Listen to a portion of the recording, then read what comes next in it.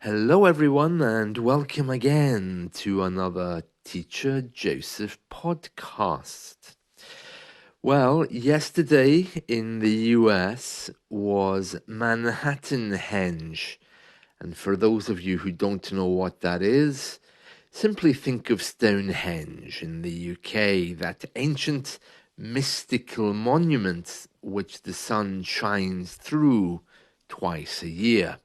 So in New York, in the area they call Manhattan, they've built it in such a way that on certain days of the year, the sun shines directly through the skyscrapers in much the same way as it shines through Stonehenge. It's not on any particular equinox, and as far as I know, this wasn't done deliberately, although it may have been, I don't know. But yesterday the sun was shining all the way through these skyscrapers, which makes it look kind of mystical. Well, for Americans, it looks kind of mystical. The sun shining through skyscrapers just reminds me of an advert for morning cereal, I think. Anyway, it's amazing what some people get excited about. If you look on social media, you'll see different sunsets with voices, Americans, of course. Oh my God, oh amazing, oh my God. It's like they've never seen natural phenomena before. But you know, Americans always get a bit over the top, a bit hysterical with these kind of things. Um, Apparently, this gives a warm glow over the concrete jungle. That's how they've described it in those pictures here. On the BBC website, of people with mobile phones staring, looking, crying. You know what they're like. So, yeah, it looked more like a Tom Cruise movie, frankly. But yeah, well, by American standards, I suppose it's fairly impressive. Anyway, about news headlines from today. Well, our media is getting even more obsessed with a guy called Philip Schofield. He was a TV presenter here in the UK up until last week when his career suddenly ended. He had a very successful career on TV. He was on TV when I was a little boy. He was a children's presenter. But anyway, in recent years, he's been presenting a program called This Morning. It's rough. I mean, I haven't seen it in years. And it seems that they discovered that he was having a romantic endeavor, a romantic relationship with another guy, another male. Now, this guy, Philip Schofield, the presenter, he basically had been married. Then he told the world that he was gay. And then he left his wife. But this romantic relationship that was happening was before he told his wife he was gay, before he told the world he was gay. I mean, I don't really see why this is important. Apparently, the TV company said, "Oh, we investigated it at the time, and we were convinced that he wasn't having a romantic relationship." But what if he was? Who cares? I mean, really, aren't we allowed to have romantic relationships?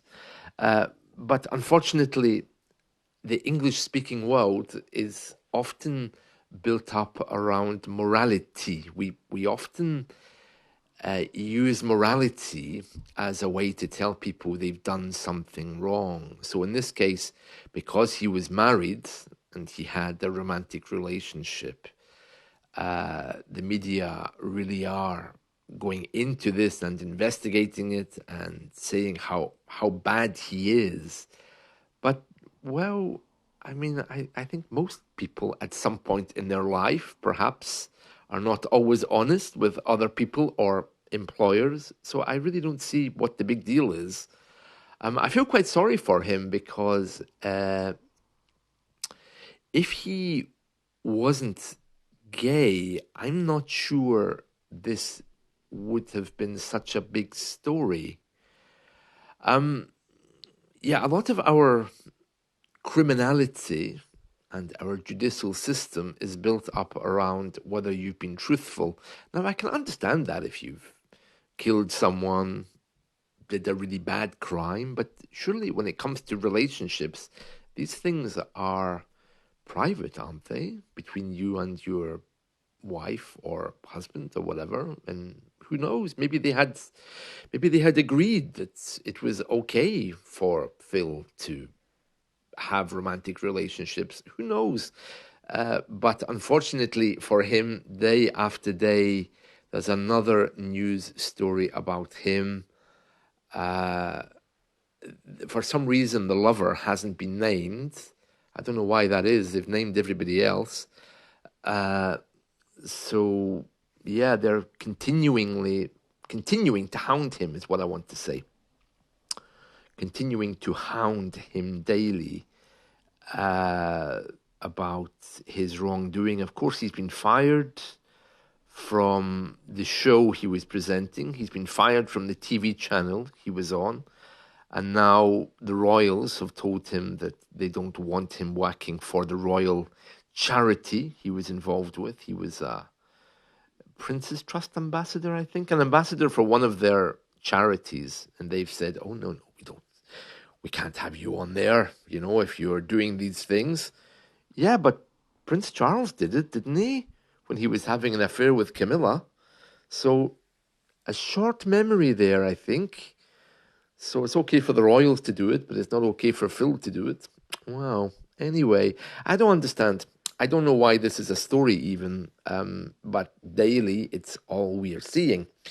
Philip Schofield on TV.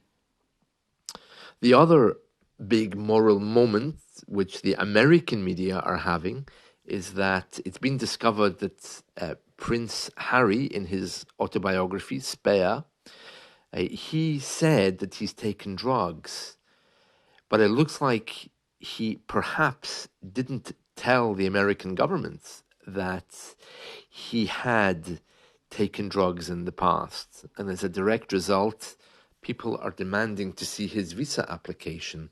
Because if he's saying now that he had taken drugs in his life and he didn't declare it to the American government, he could, in theory, lose his visa.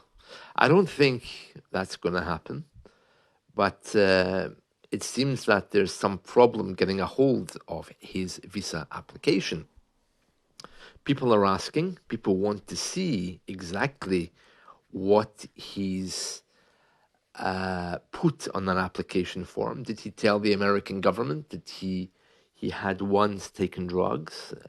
So if that is discovered, that he didn't declare it, who knows what's going to happen there? Who knows? He could end up homeless without a country to go to. But anyway, I doubt that's going to happen, not with his prestige, money, and being royals. But yeah, so that's the story from today about Prince Harry. That's brewing up like a very bad pot of tea, and Manhattanhenge, as well as the disgraced TV presenter, Philip Schofield. So that's it from me. I hope you've enjoyed this. Let's talk again soon. Bye.